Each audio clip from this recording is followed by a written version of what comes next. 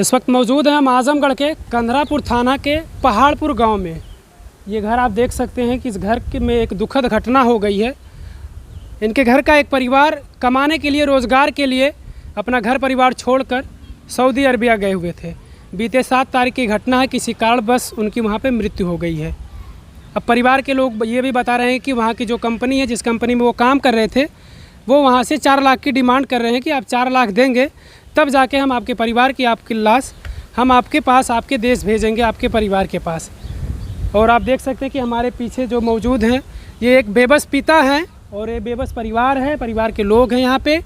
ये पूरी घटना के बारे में हमको बताइए। आपको 7 तारीख को ये ऐसी सूचना मिली? 7 तारीख को 2 बजे दिन में हमको सूचना मिली कि आपके बेटे की मृत्यु हो गई वहाँ।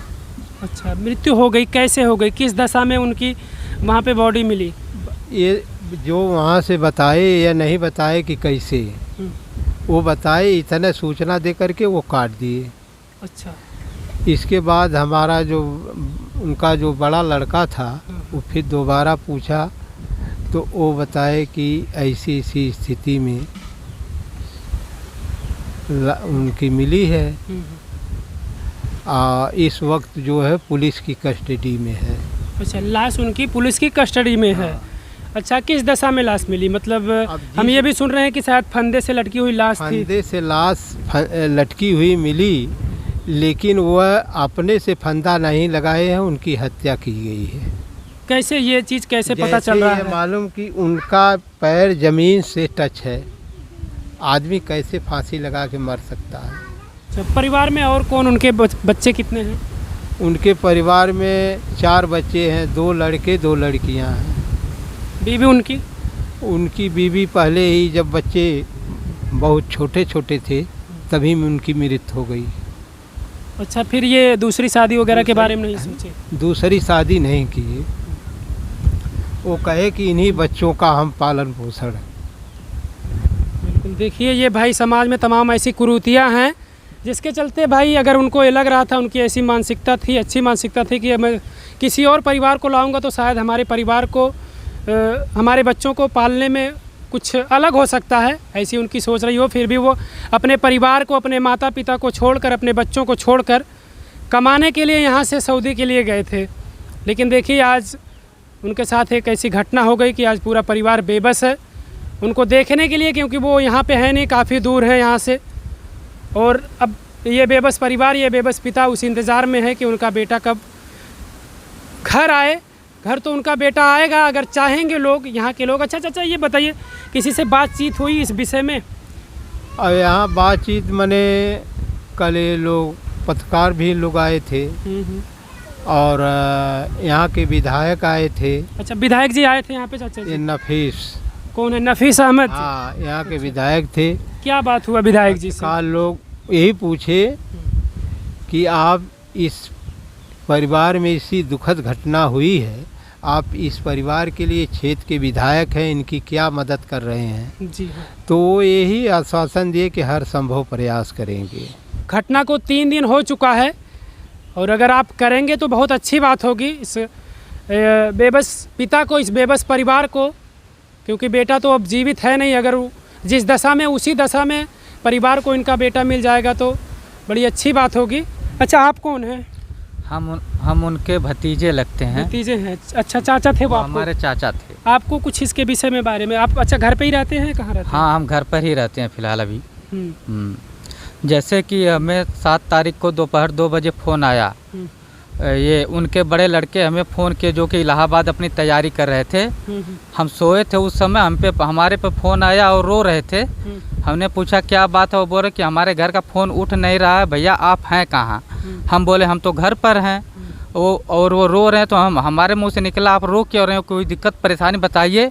तब उन्होंने बताया कि सऊदी से फ़ोन आया था और हमारे पिताजी इस दुनिया में नहीं हैं। फिर हम भाई वहाँ से, अब हम आए, परिवार वालों को फ़ोन दिए और बोले कि आप लोग फ़ोन नहीं उठा रहे हैं, आपके पोते जो हैं बाबा जी से बोलें कि बहुत परेशान हैं, रो रहे हैं भाई, कुछ अजब बता रहे हैं। तो जब उन्होंने बताया तो पूरा परिवार उस समय यानी दुखद बिल्कुल जी, सही, अथवा में जाहिर हो सी गया और बात है। रोने, और अथवा में पूरा यानी गांव का जमोड़ा हो गया कि क्या हुआ है। अभी तो सब भाई ठीक था। तो उसके बाद फिर यानी हम लोगों के पास कोई कंडक्ट नहीं था कि दोबारा हम कंडक्ट करें। इसके लिए मैं गाड़ी उठाया, जो यानी हमें पता चला कि जो फ़ोन किए थे उनका घर बिलरियागंज में है, अकबरपुर में, सिकंदर करके हैं। यानी उनका बहुत घनिष्ठ संबंध था, मैं एक बार का गया भी था। अच्छा, साथ में काम करते हाँ, उनके साथ में काम करते थे और आना जाना उन लोगों का, यार घर आ जाते, वो आते थे तो यहाँ पर आते थे और ये आते तो उनके घर जाते थे। यानी बहुत घनिष्ठ संबंध था। और जब हम वहाँ पर यानी हमें जब पता चला तो हम कहें कि अब नंबर कहाँ से मिलेगा, तो हम यहाँ से बाइक लिए और वहाँ पर गए। वहाँ से नंबर हमको मिला और ईमो का नंबर मिला। हम आए और कंडक्ट किए तो हमें पता चला कि हम वहाँ पर ही थे। तो उनका परिवार बोल रहे थे, बाबू हम सूचना आपके घर पहुँचाने ही वाले हैं, क्योंकि फ़ोन उनके घर लग नहीं रहा है। वो प्रयास कर रहे हैं, वहाँ से उन्होंने किया तो नहीं लगा। यानी उनके पास कंडक्ट नंबर नहीं था, जिनका था उनको वहाँ इत्तला किया और वहाँ से आया। तो फिर हम भेजने वाले हैं किसी को। तो हमने कहा ठीक है, हमको आप अपना नंबर दे दीजिए, क्योंकि घर जाएंगे तो भाई कोई डिटेल लेना होगा तो किससे लेंगे। जी, जी, जी। तो हम वहाँ पर लेंगे। तो वहाँ पर गए तो फिर भाई पता चला, उन्होंने बताया कि ये यानी शनिवार दोपहर से 2 बजे से ये रूम से गायब थे। अच्छा, यानी तो फिर हम लोगों ने आंकड़ा लगाया, शाम को नहीं आए तो हम लोगों ने सोचा कि अगल बगल दोस्त यार जैसे अपने इंडियन होते हैं, किसी से मिलने गए होंगे। और जब वो रात में भी नहीं आया तो हमने कहा चलो सुबह को आएंगे। और जब सुबह भी नहीं आए और उसके बाद उन्होंने प्रयास किया खोजने का, यानी जो संपर्क में यहाँ अगल बगल यानी पूरा अपना प्रयास किया। फिर अपने वो साइड पर चले गए काम करने के लिए। वो कहें कि अगर हो सकता कहीं पर होंगे तो आ जाएंगे। जी, जी। तो जब फिर पता कुछ फिर जब उन्होंने फ़ोन फिर हमें बताया कि जैसे हमें कुछ समय के बाद यानी कंपनी में कोई वर्कर जैसे भूधरा टाइप था, यहाँ शोरूम था, वहाँ पर कुछ यानी भाई जब आदमी कोई ज़रूरत पड़ती तो जाता है। जी, जी। वो गया तो फिर वहाँ पर देखा कि उनका पार्थिव शरीर यानी लटका हुआ मिला, रस्सी से लटका हुआ। रस्सी से लटका हुआ मिला। फिर यानी उन्होंने यानी फिर उनको वहाँ से फिर संपर्क यानी किसी ने कंडक्टर के बुलाया कि भाई उनके पास के हैं। तो उनको सूचना मिली, उन्होंने फिर आकर यानी हम लोगों को जानकारी दी और इसके अलावा किसी ने अभी जानकारी नहीं दी। अच्छा, आप फिर किसी से बातचीत नहीं हुई? हाँ, अच्छा, सबसे खास बात ये है कि ऐसा कहा जा रहा है कि वहाँ की कंपनी जो हो वो पैसे की डिमांड कर रही है। हाँ, इसमें कितनी सच्चाई है? जब हम लोगों ने कहा तो यानी भाई अब हमें तो अरबी आती नहीं है कि मालिक से न मालिक का नंबर था। हमने उनसे पूछा कि भाई साहब यानी अब तो जो हुआ है ये कैसे हुआ हमें नहीं पता है, लेकिन डेड बॉडी यहाँ पर आने के लिए क्या प्रक्रिया चली है।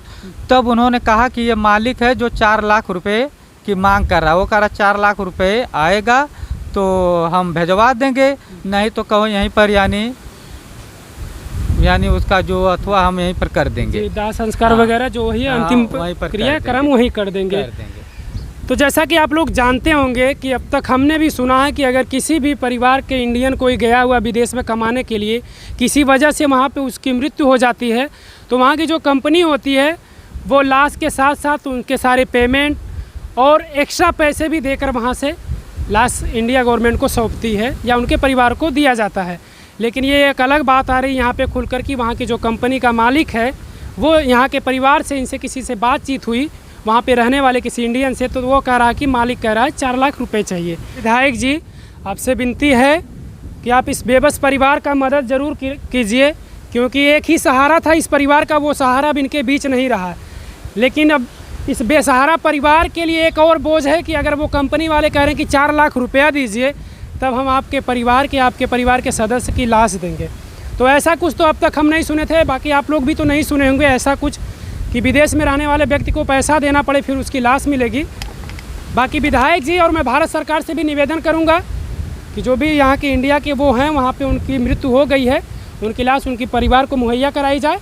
और जो भी स्थानीय विधायक हैं, नेता हैं, ब्लॉक प्रमुख हैं, उनसे भी हमारी विनती रहेगी कि इस बेबस परिवार का मदद किया जाए। धन्यवाद।